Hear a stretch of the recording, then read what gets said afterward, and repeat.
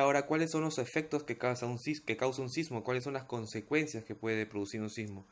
Muy bien, los daños que provoca entonces un movimiento sísmico pueden variar dependiendo de la magnitud.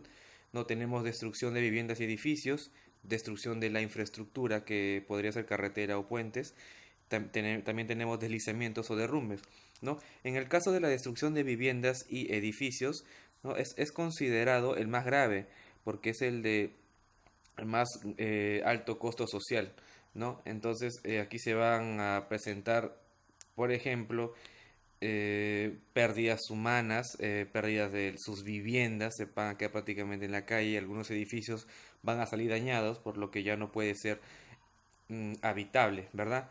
Muy bien, en cuanto a la destrucción de infraestructura, que pueden ser carreteras y puentes, es, es la causa de un impacto fuerte, ¿no? En la economía, ya que impide que la región afectada reciba bienes como alimentos y servicios básicos. Claro, si se logra afectar las carreteras y los puentes, el tránsito, ya sea de ingreso o salida hacia ese determinado lugar donde ha sucedido el sismo, va a ser dificultoso, ¿no? Y en otras oportunidades ni siquiera se va a poder realizar, porque va a quedar tan destrozado y tan inutilizable esas infraestructuras que va a ser imposible que se logre comunicar con otras ciudades, ¿no? O como dice el ejemplo, recibir bienes como alimentos y servicios básicos. Muy bien, daños diversos al suelo también tenemos. Entre los más graves están las fracturas y la licuefacción. Muy bien, las fracturas van a ser cuando el suelo se va se va a partir, no se va a separar. Entonces, eso es lo que es una fractura. Y la licuefacción es como un efecto de colador, ¿no? Cuando el movimiento es muy prolongado y es fuerte, entonces aquellas zonas o suelos donde está prácticamente conformado de muchas rocas, va a hacer que mediante este movimiento sísmico las rocas se puedan mover, puedan vibrar una con otras, haciendo el efecto colador, que hace que la tierra se vaya prácticamente introduciendo aún más en el suelo o a través de las piedras, ¿verdad? En los pequeños agujeros que puede encontrar, haciendo prácticamente que el suelo no quede de forma uniforme, no quede igual, sino que en algunas zonas esté más hundido, en otras zonas esté la presencia mayor de piedras, en otros puede ser combinado, ¿no? Eso es lo que es una licuefacción. El movimiento brusco de la tierra que se empieza a introducir por las piedras, cambiando lo que es el paisaje, ¿verdad? Muy bien, tenemos también por último el deslizamiento de derrumbes que van a provocar graves daños a la naturaleza, también a las viviendas, edificios, carreteras, puentes y tendido eléctrico. Esto va a abarcar ya prácticamente todo lo anterior, ¿no? No hay que olvidar que los movimientos sísmicos son movimientos que prácticamente no se pueden predecir. No podemos decir, ¿sabes qué? Mañana va a haber un terremoto o un movimiento sísmico a las 5 de la tarde, hay que estar preparados. No, no hay.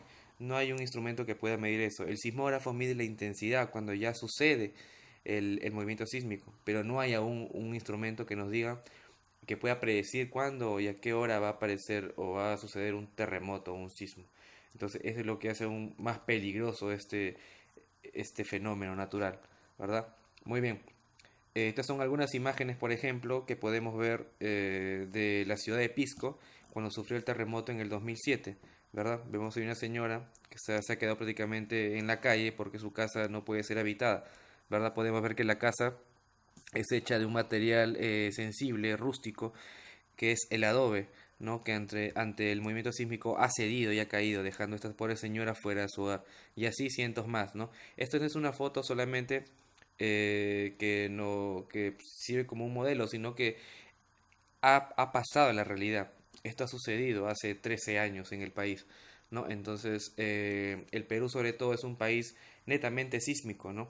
Por lo que hay que estar preparado siempre. Acá podemos ver otra imagen de la ciudad de Pisco, ¿no? Con los cables o el tendido eléctrico prácticamente muy dañado, una serie de casas muy dañadas, gente en la calle, ¿no? Que no puede regresar a sus casas, ya sea porque están inutilizables o por el temor a que puedan suceder lo que son las réplicas, ¿no? Estos movimientos que suceden luego ya de un terremoto. Entonces, es algo para tomar muy en serio, ¿no? Aquí podemos ver, por ejemplo, la iglesia principal de la ciudad de Pisco, cómo quedó gravemente dañada, ¿no? Es algo que a través de las imágenes menos mal podemos conocer, podemos tener el registro de cómo es el efecto que puede causar un terremoto, ¿no? Muy bien, ahora vamos a hablar un poco de lo que son los tsunamis. Ustedes me dirán, profesor, ¿qué tiene que ver un tsunami con un terremoto?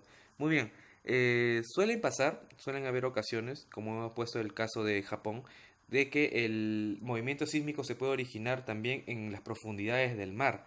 Entonces, ¿qué va a originar si es que ese movimiento sísmico se produce dentro del mar?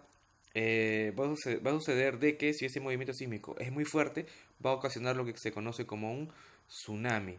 Muy bien, un tsunami, que significa gran ola en el puerto, y es de origen japonés esta palabra, es una ola u olas de gran energía que se producen cuando algún fenómeno extraordinario desplaza verticalmente una gran masa de agua.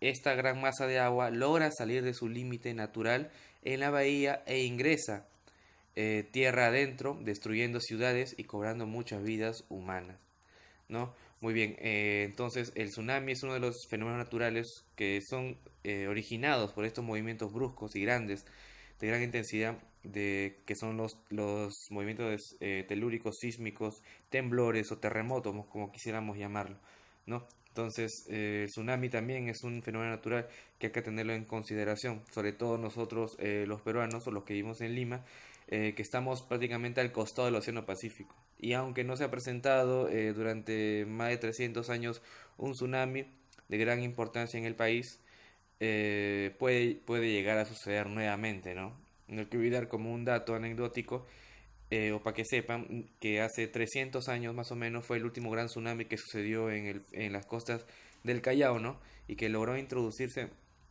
tierra adentro demasiados kilómetros, afectando gran parte y desapareciendo lo que en ese entonces era el Callao antiguo. Entonces, en el Perú ya ha habido antecedentes de este fenómeno natural, ¿no? Por lo que digo que hay que tenerlo bien en cuenta. Muy bien, entonces vamos a ver ahora qué hacer durante un sismo, qué se hace. Muy bien, tenemos ahí seis pasos que debemos seguir para poder sobrellevar un sismo o desenvolvernos durante un sismo. El número uno dice conservar la calma y eso es lo primordial. ¿Por qué? Porque si uno se empieza a asustar, empieza a gritar o empieza a perder el control de sí mismo, no va a saber qué hacer prácticamente, ¿no? ¿Por qué? Porque vamos a bloquear nuestro cerebro y no vamos a poder pensar en qué es lo que nos va a poder mantener a salvo. No, lo único que vamos a querer salir es huir, huir. Y esa huida prácticamente muchas veces puede ser mortal, ¿verdad? Entonces lo primero que hay que hacer es conservar la calma, calmarse para poder pensar mejor.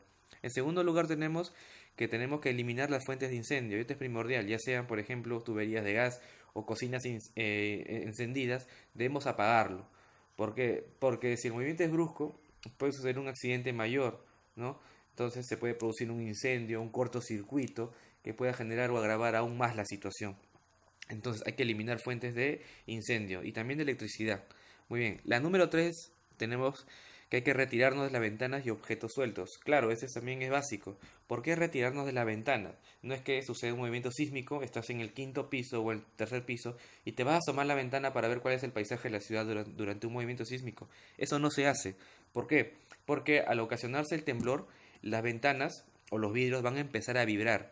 Y esa vibración va a hacer de que muchas veces las lunas, el vidrio se pueda quebrar, ¿no? Y si uno está parado al costado de la ventana o está escondido cerca a los vidrios, prácticamente todo ese cuerpo vidrioso no puede caer encima generando daños mayores, ¿no? Y personales. Entonces hay que retirarnos de la ventana y de los objetos sueltos.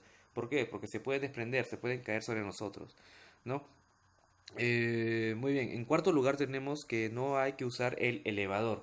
Este es cuando nos encontramos en un edificio sobre todo, ¿no? El elevador que es un aparato, es un lugar donde uno puede disminuir el tiempo de ir un piso a otro en un edificio.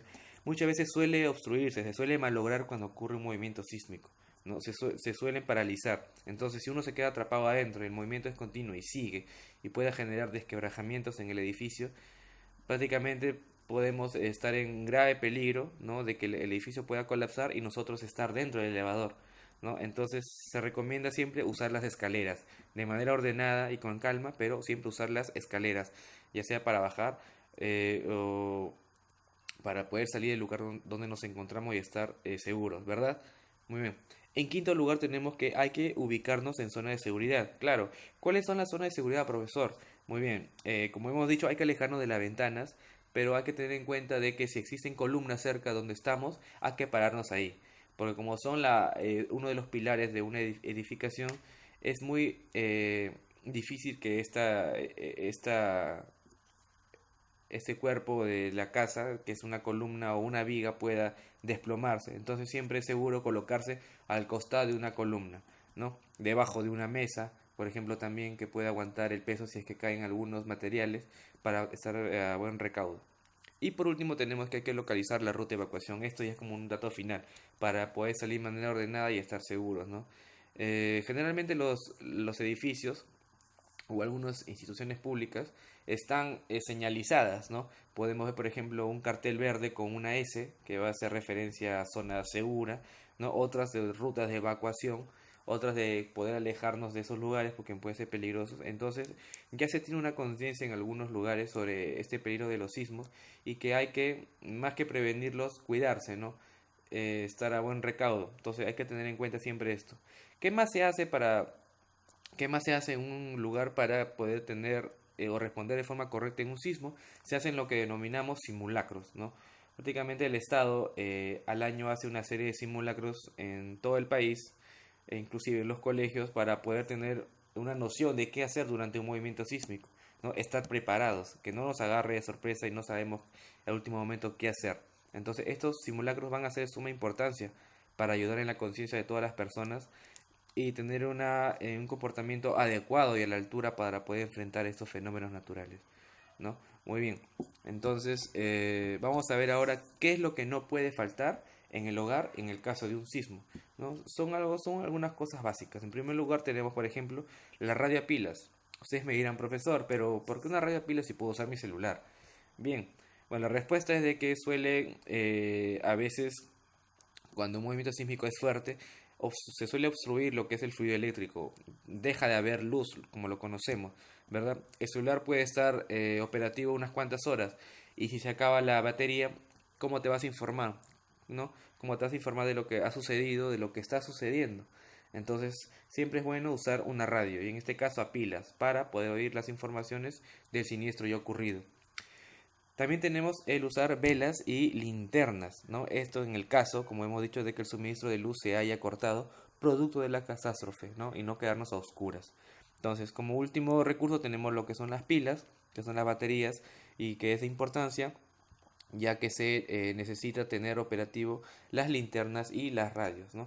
Esto también, aquí también se puede complementar el tener, por ejemplo, bidones de agua, como podemos tener acá, ¿no? Para poder eh, hidratarnos y estar lo más sano posible, ¿no? Para poder enfrentar este movimiento que ya haya ocurrido. Muy bien. Chicos, esa clase ha sido, bueno, y espero que haya sido de su agrado, que se logre entender a qué queremos llegar, ¿no?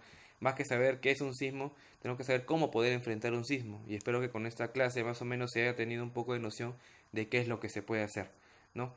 Muy bien, chicos, esta es la clase del día de hoy, entonces los sismos. Estamos viéndonos el día viernes para poder hacer la clase Zoom de este tema. Y nada, chicos, desearles un buen inicio de semana, cuídense bastante, saludos a todos por casa y bueno, recordar siempre la higiene, ¿no? Siempre lavarse las manos, no tocarse la cara.